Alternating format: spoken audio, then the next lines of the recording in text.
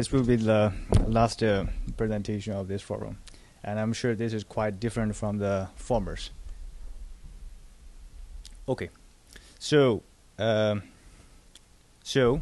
year the Nobel Prize in Physiology or Medicine has been awarded to the experiment by 3 people for their discoveries of cells that constitute the positioning system in the brain. But the committee group stated that they do not have a complete explanation for the experiment. Actually, this experiment is more about physics than about medicine. Okay, so the experiment is easy. In the box, the contemporary mouse, okay, they give their chocolates, so go there or go there randomly. Then, very funny, they found the cells in the specific position of the brain fires.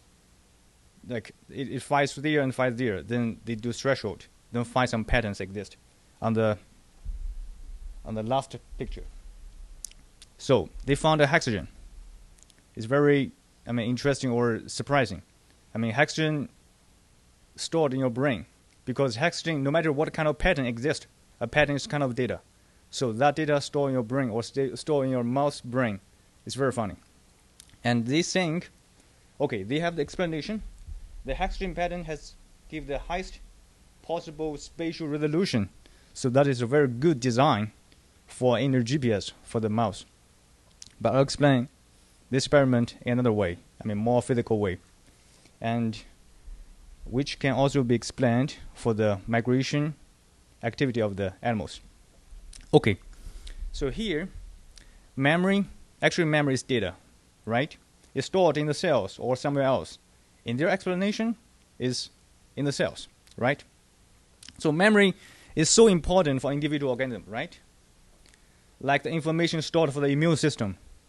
Otherwise, we're so vulnerable, right, to some bacteria. So memory is non-erasable. Okay, I'll argue this later. Otherwise, loss or damage of specific cells will lead to corresponding irreversible memory loss.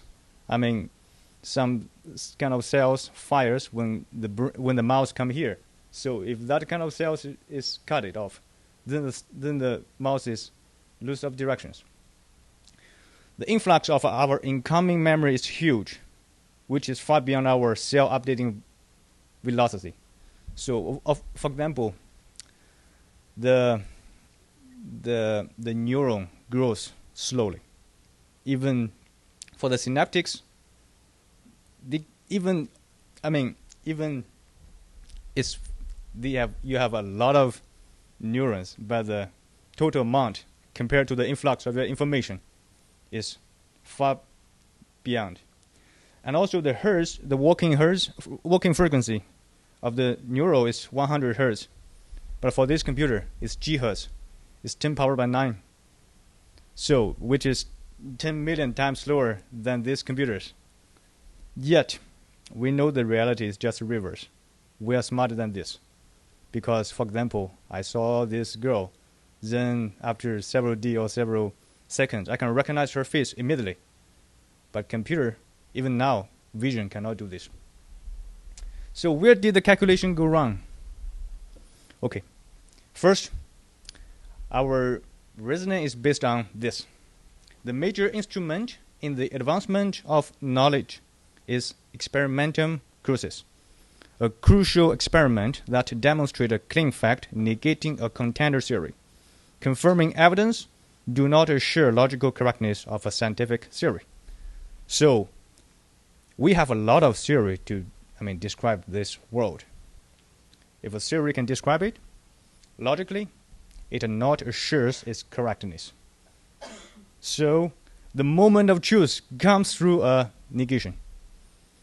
At the age of steam engine, we do not have the theory of thermodynamics. It is very easy. Like at that time, people think energy is hot liquid. It is fine. They develop the steam engine. It's fine. The theory comes later. Okay. information associated with life and mind overwhelms the diversity of the material world. The information exchange is so huge. There's nothing in the known law of physics to compile matter to organize itself into life. The second law of thermodynamics, a closed physical system is doomed to degrade. The higher level of energy go to the lower level of energy, the heat. So our universe is doomed to the only heat. So this degradation is not only the medical movement, the heat, energy, but also the complexity. I mean, macromolecule go to simpler things. But our life is based on the macromolecules. I mean, at least the system of the Earth is fine. Don't need to worry about it. Biology must compile with the basics of requisite variety. Actually, that law states that the informational variety has an upper bound due to its entropy. For example, you have 1 gigabyte of a memory. At most, informational variety is that. You cannot pass that. So, has an upper bound. Let's switch our will to information beyond every activities. Chemistry reactions or physical movement is nothing but informational. Aging process is not a biological process. It is a arithmetic process. Okay, first time I heard of it, I think it's crazy. I'll explain it later. It's more reasonable. Okay, and also DNA does not contain information of our material world. It is only a reference code for accessing our information somewhere else. That is quite different from the conventional, understanding of DNA, because our understanding of the DNA things, DNA represents some specific properties. For example, this DNA should define how it looks like, my intelligence, my characters. But here I say DNA is just a reference code to your data somewhere else. So it's just like my name, characters, not myself. Or if you do the programming in C language, it's a pointer to the data, not the data itself. Because the data is so huge, DNA sequence cannot do that. The entropy of DNA sequence so low. Okay, paradoxes of genome composition. This paradox is from conventional understanding of the DNA. Okay, first, entropy analysis of DNA structure does not reveal a significant departure from randomness. Okay, the entropy concept was first inspired by Turing in his thesis about the cryptography. But that is a good analysis. If you do that analysis for the English test, it will give you large entropy. It means this text can convey some informations. For example, in English characters, it has a lot of rules. Like, for example, Q always followed by U, right? So that contains information, meaningful information. But if you do the same entropy analysis of the DNA sequence, you'll find it's similar to randomness. How? How can it contain informations? Vast of stretches of DNA is, in a genome serves no purpose and are called junk DNA. Operative genes constitute only 3% of the genome. It is reasonable to expect more complex biological objects would require a large genome, like plants and some amoebae, right? Human is more complex. So we should have more complex genes, DNA. If DNA represents my intelligence, my lookings, my ability to speak, the plants or insects, they could not. So they should have much shorter DNA. But actually, it's not the case. Plants has long DNAs. Some smaller, very simple animals, they could have, for example, some specific of amoebae can have 30 times length of human DNA. If that is reference code, it's a good design because shorter DNA is quick for the reference, for the communication. Okay, number 4, disproportional strength of genome. The gene difference between human and monkey is less than 2%. and genome of mice is quite similar to humans. That's not reasonable, because if that some DNA represent my intelligence and looking, I'm so different from a mouse, right? So if that is only a barcode, like a pointer, you buy something in the supermarket, they scan a barcode. So a barcode of a banana, a barcode of a toy could be similar. Even toy is different, quite different from a banana. So every cell in a developing multicellular organism has to carry the whole set of chromosomes. If DNA really represents the information, that is a bad design because a lot of duplicates. It's not efficient. But if DNA is only the password for a system to access, that is a good design, perfect design for the engineering. Okay. Every organism is a terminal on the universe as the Internet of Things. Because I said memory is stored somewhere else, like a server. But actually understanding that server is another topic. It involves, cosmology and physics. Let's do this first. With the interpretation of DNA as a reference code, it is easy to understand that cultivating a clone can shorten the lifespan of a clone donor. Because why? For example, my DNA is a password to account. Then I use it, so I have a lifespan. Then two people use it. Use faster. So lifespan is shorter. Right? Usually, for example, if they do a clone, it should not affect me because they only get my information. They don't physical contact me. But actually that shortens my life if they do a clone of me. So its influence without contact is somewhere else. Since the memory is non-rereadable, immutability is impossible because that amount has an upper bound. So that is why aging is not a biological process. It's a arithmetic. Okay, so gene substitution. In gene substitution, I think is one of the 3 big science projects in the last century compared to the space project and also the nuclear energy. So if you have a car that is broken, partially broken, you'll buy a new part, you replace it. You get a working car, right? That's reasonable. That's very reasonable. I have a computer, the screen is bad. I change the screen. So how about gene? I found this gene is bad. I replace a good gene. Okay, if gene does not represent the information of the material world, it's only a reference code. For example, for any individual organism, other gene is always bad.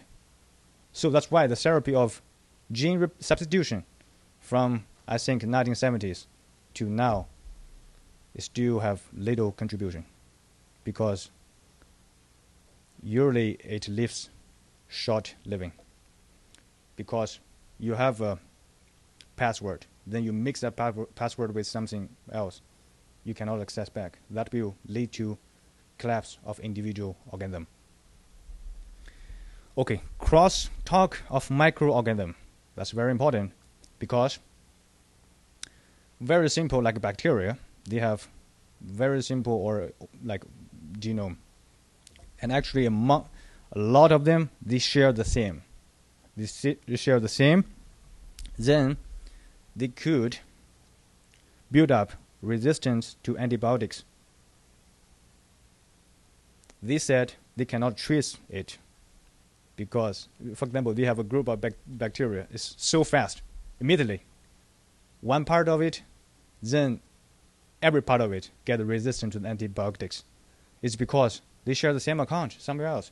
Then updated that information, all of them get resistance. Okay, then is micromolecule. That is very important because all our lives is based on that. Also the drugs. Okay, how can such molecule aggregates interact? Is physically or informationally? For physical contact, it's impossible and it's also efficacious.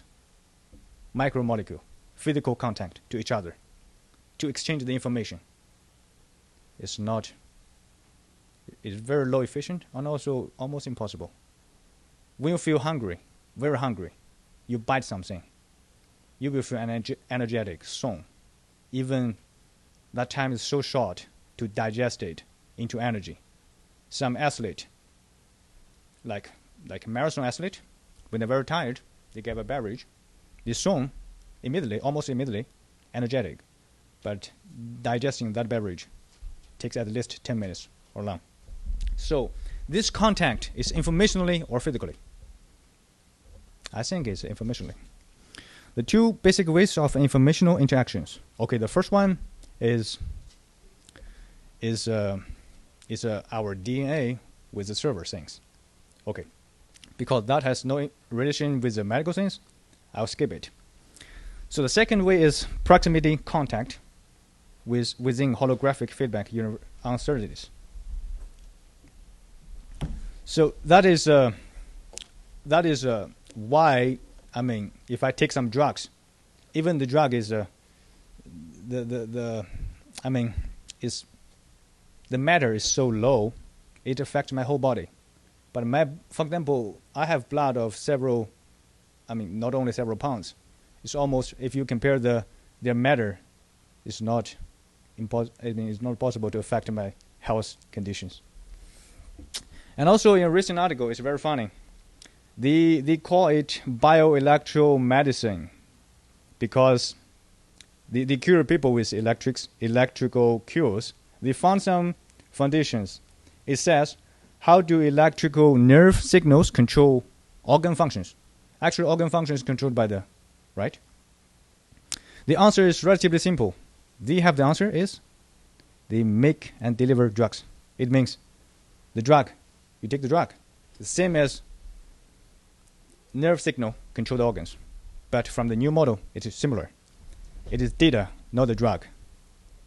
Okay? So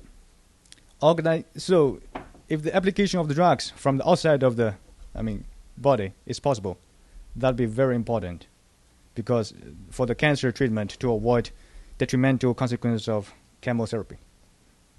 Okay. So the testing of the EMF health hazard. High voltage power lines and cellular phones are suspect to incur cancer, but decades of research brought indecisive result. Why? Because it's not lack of information, it's lack of understanding. Actually, the absolute motion works. Okay. The direction of the absolute motion of Earth is to the Virgo. Why? Because observation of the blue-shifted Doppler effect has been observed in the Virgo cluster. And mostly our universe expanding is red-shifted. It means that every cluster is far and far, far from our solar system. But actually our solar system is in the direction of Virgo cluster. And also our solar system is moving, definitely, because if you check the CMB, the cosmic background microwave, it has anisotropy and also Doppler effect. So if the absolute position works with the electromagnetic influence, it could be a new approach for medical treatment. Yes, a surprise of alignment. Cell phone may be dangerous at one ear and safe at another, because the direction of the absolute matters. Okay. So this is like a expectation of the new approach in the medical treatment with also with a new model of these whole things. Thanks for listening. Any question? No question? Sure.